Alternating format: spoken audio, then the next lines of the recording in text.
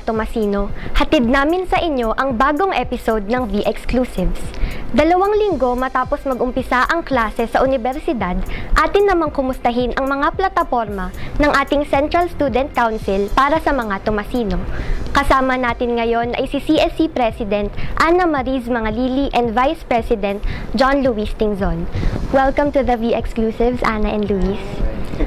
Bago magsimula ang lahat, kumusta naman ang working relationship nyo sa isa't isa sa loob ng CSC considering na karamihan sa inyo ay independent candidates? Ana? So far, so good naman. Kasi meron kami nung buong vacation na nagkaroon kami ng moments na nakakapag-fun kami, mas nakikilala namin yung isa, and mas napag-usapan namin kung ano yung gusto namin mangyari for the university. Luis? Siyempre, mas naging okay kung siyempre nung dahil nga nag-isa lang ako from sa party, and nakilala ko sila dahil kahit sa duration ng summer, dahil mas mahaba yung time na nagkakakilala kami since ito yung pinipisa ko sa pinakamahabang vacation sa college. Okay po. You two hold the highest positions in the Central Student Council. At bilang mga estudyante, meron din kayong kanya-kanyang academic responsibilities. Paano nyo mabibigyan ng assurance ang mga Tomasino na you can deliver and fulfill your duties well as leaders and as students? Miss Ana? Ayun, siguro meron naman tayong priorities na alam naman natin kung kailan natin kailangan mag-deliver sa students, and alam natin kung kailan natin kailangan mag-deliver sa council. And meron naman kaming other officers na alam ko handang-handang tumulong or sumapo if ever man na meron kami maging pagkukulang as officers. Para sa'yo naman, Luis? Siyempre, dahil senior na kami, alam na namin kung paano i-manage yung time namin for this pagiging student council. Since panas kami ni Anne galing sa local student council before kami mag-central ngayon. So alam na namin kung paano namin i-handle yung time, and alam na namin kung kailangan i-priority yung council and yung pagiging student. Since both hindi sabay talaga sila nagsasabay na habulin ka. So mas alam na namin ngayon kung paano siya i-handle. Moving on, let's talk about the Students' Code. How does the current CSC plan to address the passing of the Student Code? Can you give the Tomasians an update on its progress? Okay. So right now, yesterday, kakabalik lang sa amin ng Students Code from the Office of the Student Affairs, and then later, mag-meet kami ng bagong Central Board Speaker, Mr. Dominic Castro, para isubmit siya sa Vice Rector for Academic Affairs. Ana, in a previous interview, sinabi mo dati na pag nanalo ka, gusto mong alamin kung ano ang pinakamalaking problema ng mga Tomasino. Ngayong president ka na, masasabi mo ba na alam mo na kung ano ang problemang ito, and how can Tomasians overcome that problem? Ayun, siguro, meron ako masasabing problems, pero that would be based on the output na nakuha namin from our LPS.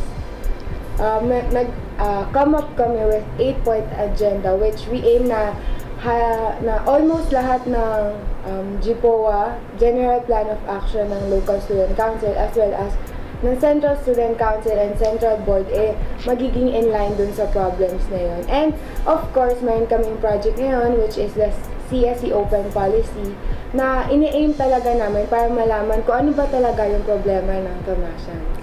So, currently, meron ka na bang ideya kung anong posibleng mga problemang ito? More on, siguro, based on LTS na, siguro alam naman ng mga naging representatives per colleges kung ano ba talaga yung problema sa bawat college nila. Ang pinakamalaking factor is on education, na na-receive ng students. Ayan po. Para sa'yo naman, Luis, bilang Vice President, ano ang proyekto ng CSC na balak mong tutukan at bakit? So, di ba nung campaign, nag-focus ako for disaster management. So, yun pala yung gagawin natin. And magkakaroon din i-inline din namin for environment, since sabi sa amin na mas maganda daw kung hindi lang more on puro project, ganun. Dapat may focus kami for the whole year. Tapos, doon sa disaster management na yun, whole year magaan yung environment din. So, both ways. But syempre, para doon sa disaster, kailangan din natin yung protection for environment. So, parang yun ang magiging focus din namin in line with dun sa kung ano yung maging policy, open policy ng CSC. So, hindi lang puro project. So, parang this is a whole year activity lahat. Advocacy yung gagawin namin. Ayan po. Ngayon naman, Ana at Luis, may ilang mga tumasino na nais magbigay ng mga katanungan sa inyo. Handa na ba kayo para sagutin ang mga ito? Panoorin natin ito. Ano pa po yung mga gagawin niyo po na bago na hindi pa po nagagawa ng mga previous student council? So, ano nga ba ang bago na mai-offer ng Central Student Council? First of all, ang main thrust kasi ng Central Student Council ngayon ay ang Central Student Council Open Policy, which aims to address the concerns of the students. So, siguro para sa amin, ito yung bago ma-offer ng Central Student Council, ang malaman and mag-reach out talaga sa concerns and problems ng students, and at the same time, tulungan sila na makapag-come up with solutions para ma-address yung concern or yung problem nila ngayon. What legacy would you like to leave to the Thomasian community? So, yung maiiwan naming legacy for the Central Student Council, mas mararamdaman nila kung ano talaga yung work ng Central Student Council. I-reach out namin sila dun sa mga concern nila. Tapos, bibigyan kami ng option and solution kung ano yung pwedeng gawin dun sa mga concerns nila or problems na kinakaharap nila. Since ngayon, inaayos namin yung system para dun sa mga concerns nga, kagaya ng open policy. Since hindi naman lahat ng concern is for central, meron din naman for local. So, mas maganda na maayos yun and mas mararamdaman nila na bibigyan namin ng solution lahat ng mga concerns nila.